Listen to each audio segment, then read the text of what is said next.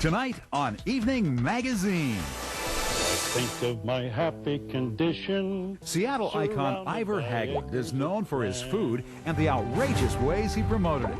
But their latest campaign may be the wildest yet. Cap! You gotta see this!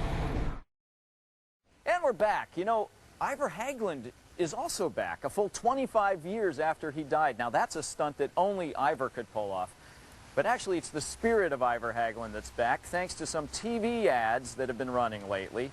They're the talk of the town. When we find these, it's a done deal. My crew will bring them up. It looks like an undersea mystery about to be revealed. After over 50 years, billboards have been discovered below Puget Sound, placed there by the late legendary Seattleite Ivar Haglund. Cap! You gotta see this! But is it real? Or is it another clever campaign in the tradition of the man known as the master of marketing? Crazy Ivar. Bob Donegan is the president of Ivar's. He says the founder's sense of humor and media savviness was apparent from the start. Almost from the very beginning, the idea has been to do quirky, interesting, fun stuff for the community. Like when he found a cute and whiskery way to promote his new aquarium. In 1939, he loaded Patsy the seal into a baby carriage and took her up to Frederick and Nelson to take pictures with Santa. Another idea that had legs came when he hired over-the-hill prize fighter Two-Ton Tony to wrestle one of the aquarium's main attractions, Oscar the octopus. They got a glass tank, they filled it with water, they put the octopus in, and they wrestled for minutes.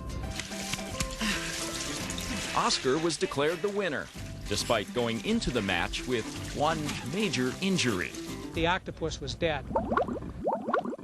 Some of Ivar's best stunts were completely spontaneous. The famous corn syrup spill, when the railroad car punctured and dropped corn syrup on the waterfront.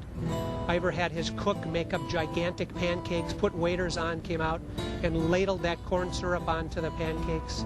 And some of his ideas got him into trouble. The famous stamp caper, where he produced a stamp that looked like an official U.S. postage stamp. Secret Service, Postal Service showed up asking him about these things.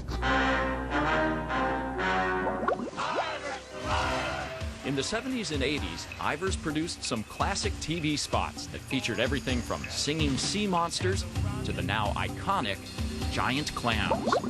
And roll cameras, good speed all around. Despite passing away over 20 years ago, today the company that bears his name is still keeping Ivar's tongue-in-cheek tradition alive, with one of its most ambitious ads yet. Ivar believed that he was always looking ahead, that people would not be commuting above water. They would be commuting by submarine. Counting on Ivar's unconventional reputation to help solidify the story, the idea and the ad had a lot of people believing the billboards were authentic.